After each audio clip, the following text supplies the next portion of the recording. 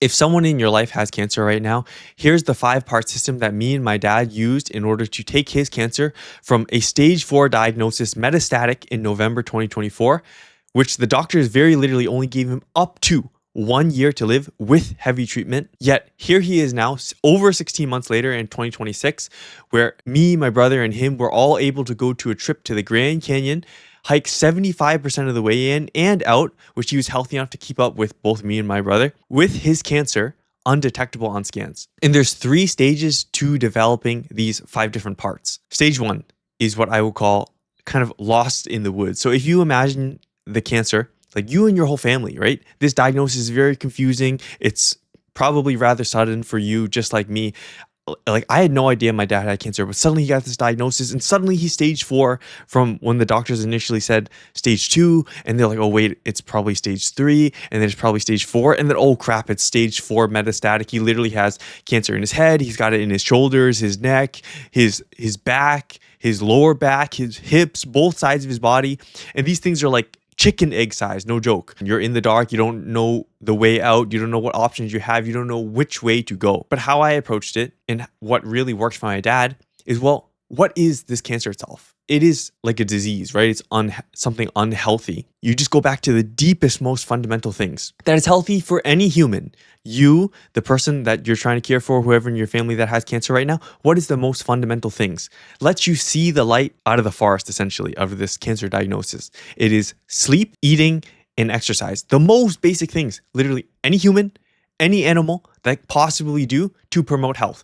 No doctor, no oncologist, no one's going to tell you that this is unhealthy for you. If you get your sleep right, you get your nutrition right, and you get your exercise right. So that is exactly what we dialed in first for my dad when he first got diagnosed. And this helped him not only get through the treatments, but of course, my dad also believes extremely helpful to getting him to a place now where he's undetectable, where the doctors very literally said he would die. And of course, the doctors agree with this, but it is not their focus, right? Their focus is the treatments, and you just have to make sure that whatever you're doing at home is helping, one, those treatments, and just in general for your body to heal. So how do you do that? You start off first by looking at the now. So what is the person you're caring for right now? What does their diet look like? What does their sleep schedule look like? What does their exercise schedule look like? And now, once you list all that out so you can see it very clearly. So, okay, my dad was very literally sleeping like 4 hours a night because he was in pain. And also he believed like he needed to exercise because I think he had this weird thing about exercising and how he has to be like physically muscular, strong, and he can like beat the cancer down like that in the very beginning before he got any treatment. So he got like no sleep and he did tons of exercise, and his nutrition, he thought he could just burn off any sugar. And for my dad's cancer specifically, it eats a lot of sugar just based on the research that we do and talking to different doctors and experts. His cancer eats sugar. And this is some research that you should do. What specifically will feed the cancer of whoever you're caring for? But regardless, my dad as an example, that's what his situation looked like. Very literally, since he's always exercising, but then not getting enough sleep, he's continuously actually just damaging his body, not allowing it to recover. Then of course, that makes it so his body is not able to have the resources to fight his cancer. And on top of that, the diet he's eating is feeding his cancer. And he thought, okay, I can burn it off before the cancer eats it. But still, is what he's eating conducive of health? Like he was eating sugary granola, he was eating candy bars, things like that, because it made him feel better. But was it really making him better? So in terms of the process for you, okay, it was the asking, what is the situation now? Next part, and if you think about my dad's example, it is, okay, what is the actual effect of what you are doing? Is it really helping or is it really not helping? And you go through every single thing that you've listed down. So let's say the 4 hours of sleep, the sugary diet, the hours and hours of exercising. Well, is that conducive health? Is that conducive health? And for my dad, it was literally at the beginning, no. Nothing he did was conducive to health. And then the last part, okay, now what do you do about this information? You go and look, okay, what would be conducive of health? And that's 2 parts. It is how can you now operate in the future that is both supporting the treatments that you may be getting, whatever options that your oncologist mentions, whatever you decide that is right for you in your situation, for your cancer, for the person that you're caring for. And then what is also just generally healthy for the body. And that's it. Those 3 questions. That's what gets you out of stage 1, allow you to kind of see the light out of the forest. But as you know, plans don't always go as planned. A lot of things fall apart. And following this strict schedule, right? Even look at you. You're a perfectly healthy person. Do you operate in a 100% healthy way all the time? Like you always get in your 9 hours of sleep. You always eating the perfect diet, no candies, no junk foods, and you're always exercising on your exact schedule all the time, never missing a day, and not overtraining, not undertraining. No, right? And think about this now. You are perfectly healthy. How hard is it for them now, the person you're caring for with the cancer, to also stay on this schedule? So the next stage actually that me and my dad went through, and this is something that you absolutely have to overcome, stage 2, which I'll call lost in the dark. And why I say that is because, right, my dad, he has this cancer and maybe his treatments start to really weigh down on him. Like you get chemo, you're not going to feel good. And my dad did not feel good. It was the right choice for him, right? You talk with the oncologist, the doctors, the medical field is an absolute necessity for you, and you have to just find out what is the right option that they can provide for you. But regardless of that, the treatments are going to take a toll on you, whether that actually is the treatments itself, or it is just literally the logistics of moving back and forth and getting up at a certain time and being able to get to the appointments and the stress that comes from that. So what happens? My dad starts to fall off his sleep. And although his diet is good, it starts to creep in. Like he starts to just like compromise a little bit. Like, oh, I had a bad day. It's okay if I just have a little bit of this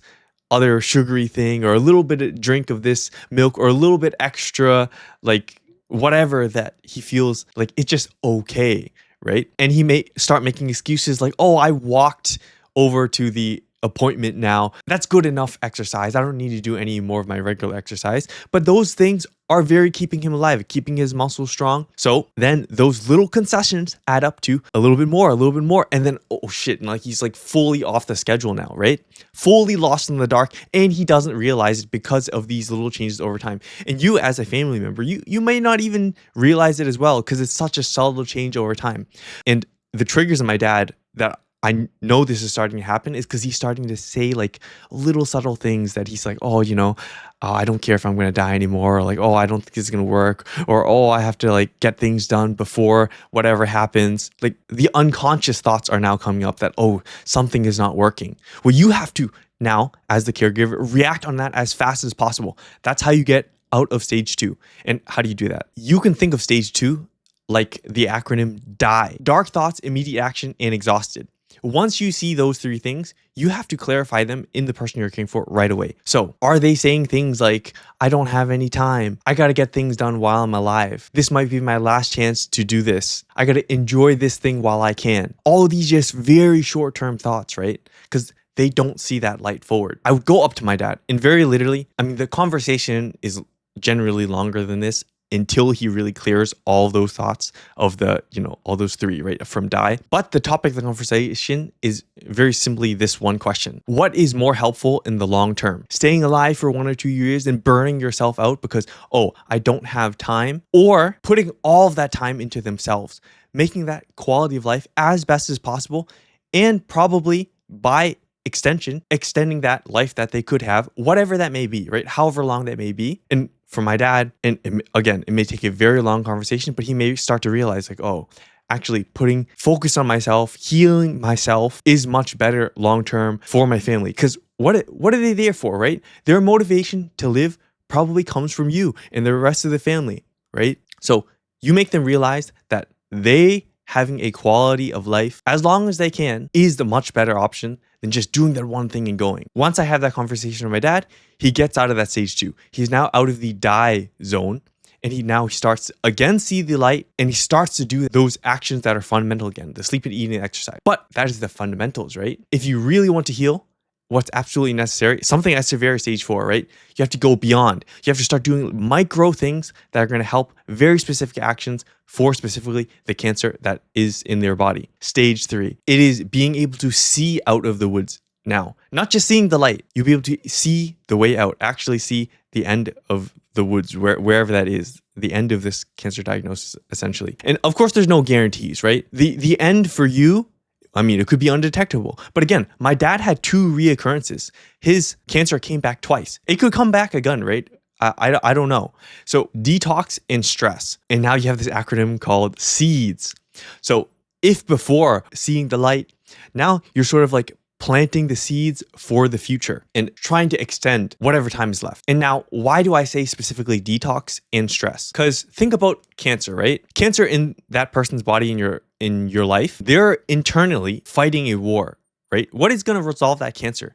Ultimately, it is the immune system, right? You know, whatever treatments they may be getting, whether it's radiation or chemo or immunotherapy, ultimately, the immune system in the body is what's cleaning up that cancer, whether it's killed by the treatments or it's like immunotherapy and it's just helping the immune system clear up that cancer. So the immune system is fighting that thing.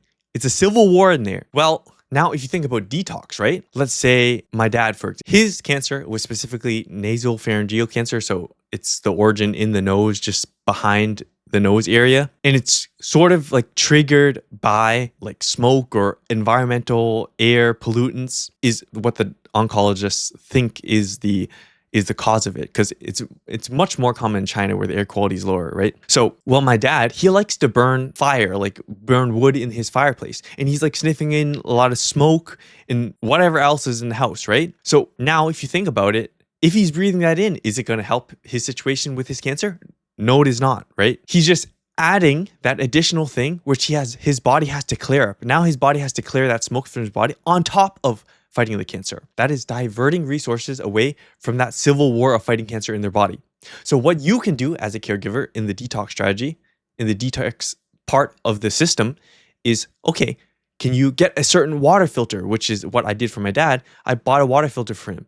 And then the air, I bought a air filter. I mean, initially it was for me, but I just gave it to my dad. Now he uses it all the time to clean that air. So his body doesn't have to essentially waste resources trying to heal that, which didn't need to be. So you find the things like that for you. Is it whether it's air or water or anything like that? And now I know this is getting a bit complicated. And of course, in this short video, I can't go into as much detail as possible to help you. But if you are finding it helpful, I actually do have a full protocol in my free community, which I created to essentially just help people in a similar situation to myself and my dad. So if you want that full protocol down there with also templates, and since it's a community, there are other people to interact with, share ideas with, and kind of just get going faster and have more clarity in this cancer diagnosis, it's just in the top link in the description. You can click it, join, it's completely free. But anyways, going into the last part 5, which is the stress. This is something after my dad's second reoccurrence. We noticed that before every single reoccurrence, my dad did something to stress him out severely. So the first time he was like working on some plumbing at my brother's house and things like exploded, and he was really stressed out. He had to stay up till like 5 o'clock in the morning. And after that, he was off his schedule for weeks and weeks. And then, okay, next scan showed the cancer come back, and he got rid of it through some different treatments and things like that. And then the next time something happened over with my grandma, again, tons and tons of stress. And then what happens? A couple of weeks later, he did a scan, cancer came back again. And now we've clarified that.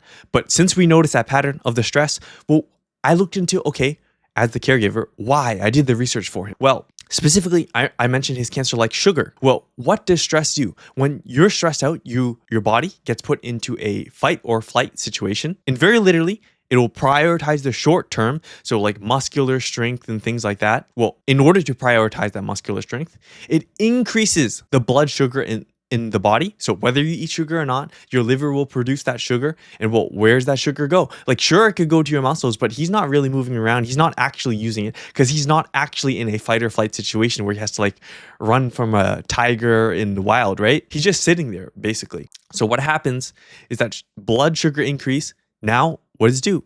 Just feeds his cancer. So you're going to need to do the research and work with your oncologist, whatnot, to figure out what your cancer, what fuels your cancer essentially. But all cancer will eat some level of sugar. So stress is almost literally feeding cancer. And for my dad, okay, well, then now we have to remove the stress.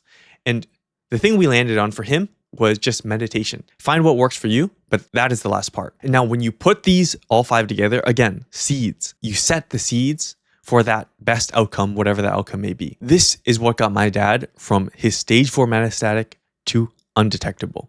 And this is what he's going to stay on for the foreseeable future and refine over time to ideally keep his cancer undetectable as well. Now, if you found this video very helpful, YouTube also thinks this video will be most helpful for you to watch next. Alternatively, you can watch my latest video right here.